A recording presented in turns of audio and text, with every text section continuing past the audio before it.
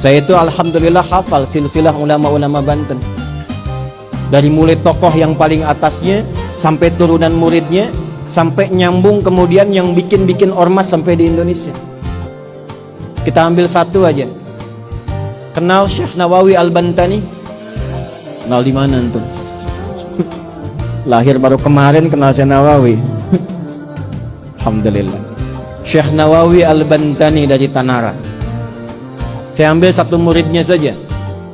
Punya murid namanya Abuya Kiai Syekh Asnawi Caringin. Di Banten itu banyak kota Caringin. Tangerang ada Caringin tuh, Cisoka. Di situ ada Abuya Kiai Haji Yusuf bin Said.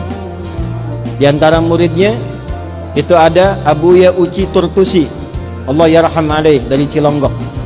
Ya, itu di antara gurunya itu Abuya Yusuf bin Said selain ayahnya, Abuya Ramli, Dimyati Ramli. Itu Kiai Asnawi di Caringin yang di Labuan. Berangkat kemudian ke Mekah, belajar dari Syekh Nawawi Al-Bantani gurunya. Itu juga bertemu dengan teman akrabnya dua. Yang dua ini kelak mendirikan dua ormas besar di Indonesia.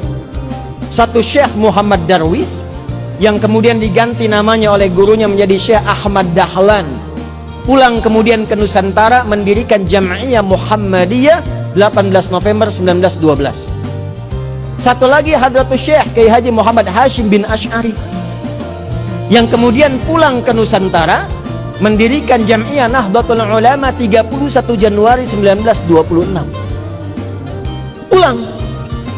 Dan ternyata ketika dilihat semua keakraban ini nyambung di nasab. Nyambung, ada nasab guru, ada nasab asli ke atas. Dua-duanya nyambung. Kiai Haji Ahmad Dahlan bin Kiai Haji Abu Bakar bin Kiai Ilyas bin Kiai Sulaiman bin Demang Jurang Juruk Tapindo bin Demang Jurang Juruk Sapisan bin Kiai Grebek. Grebek 1, Grebek 2. Nah di Grebek 2 itu salah satunya kakek buyutnya Pak Erlangga, Pak. Naik ke atas, nyambung ke siapa? Ahmad Jumadil Kubra. Syekh Ahmad Jumadil Kubra itu sekarang masjidnya dan dharikhnya, peninggalannya itu ada di wilayah Semarang, mau arah ke arah Demak. Jadi kalau ada belok ke kiri itu sebelah kiri sebelum perempatan itu ada masjid warna hijau, kubahnya emas. Itu dharikhnya Syekh Ahmad Jumadil Kubra. Sebelum Universitas Sultan Agung itu ada tuh. Beliau keturunan siapa? Syekh Azmat Skat. Ahmad kan keturunan siapa? Ali Zainal Abidin. Ali Zainal Abidin keturunan siapa? Al-Husain. Al-Husain siapa? Adiknya Al-Hasan. Al-Hasan siapa? Putranya Sayyidina Ali bin Abi Thalib karamahullahu wajhah. Siapa beliau?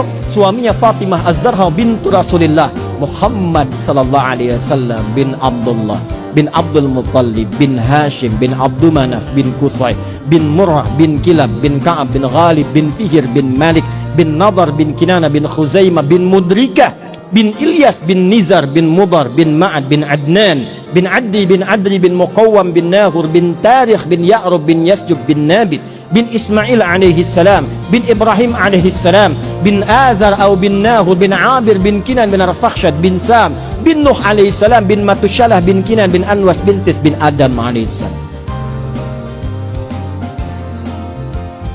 Sallu ala Nabi. Ulangi Pak Ketua DPRD. Kiai Hashim juga begitu. Cuma ketemunya nanti di Joko Tingkir. Pangeran Benawa, keturunan 23 dari Nabi sallallahu alaihi wasallam. Kiai Haji Muhammad Hashim bin Asy'ari bin Abdul Wahid bin Abdul Halim. Abdul Halim dikenal dengan Pangeran Benawa, nama bekennya dikenal dengan Joko Tingkir bin Abdul Aziz bin Abdurrahman. Siapa itu beliau? Walid Raden Ainul Yakin. Siapa beliau? Anak dari Sunan Giri. Nyambungnya lagi ke atas seperti nasabnya Kiai Haji Ahmad Dahlan. Dua-duanya bersaudara. Dua-duanya bikin ormas. Dua-duanya punya teman akrab, Syekh Asnawi dari Caringin, Banten, menularkan murid-murid. Diantaranya ada yang di Tangerang juga. Di Ciputat ada Ustadz Mehmet. Jakarta Kiai Haji Ahmad Khatib. Ya itu menantunya. Istrinya itu Ratu Iyot namanya. Ya, turun itu diantara sekian banyak. Pakunya di mana? Banten. Dari situ kemudian nyambung sampai turun kemudian nasab-nasab itu tersambung sampai tuan gurunya dari nasab tariqahnya Syekh Abdul Qadir Al-Jailani. Dari nasab kepemimpinannya sampai ke Prabu Siliwangi. Punya 3 orang anak. Abdullah Iman dikenal dengan Walang Sungsang, Syarifah Mudaim, Kemudian satu lagi siapa? Raja Sengara. Syarifah Mudaim berangkat dengan kakaknya Abdullah Iman ke Mekah. Lalu bertemulah di situ dengan Syarif Abdullah. Syarifah Mudaim menikah dengan Syarif Abdullah, melahirkan Syarif Hidayatullah. Pulang kemudian ke daerahnya, bertemu dengan kakeknya Prabu Siliwangi, diberi daerah di Gunung Jati, dikenal dengan Sunan Gunung Jati. Punya anak-anak, anak pertama laki-laki Muhammad. Anak perempuannya dinikahkan dengan Panglima Pasai, dikenal dengan Fathullah atau Faletehan.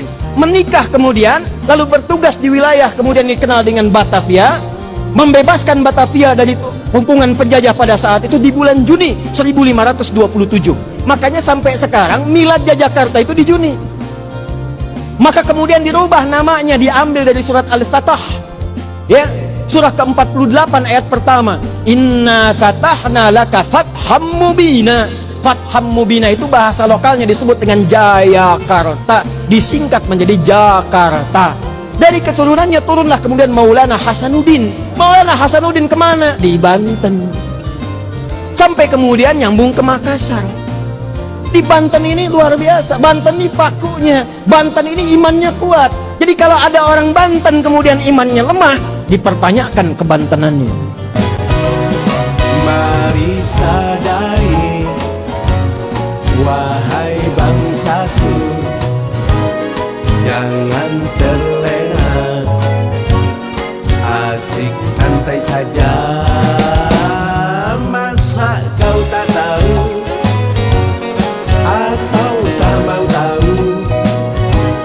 Kau berpura-pura dan kau tenang-tenang saja. Kini Indonesia sedang tak baik-baik saja. Semua sektor ekonomi dikuasai penjajah. Bahkan pemimpin negeri dalam kendali oligarki. Kita pribumi terlempar, tiada berdaya dan terkapar. Menuntut keadilan pun tiada kita dapatkan, karena penguasa di dalam kendali mereka. Rakyat tak berdaya,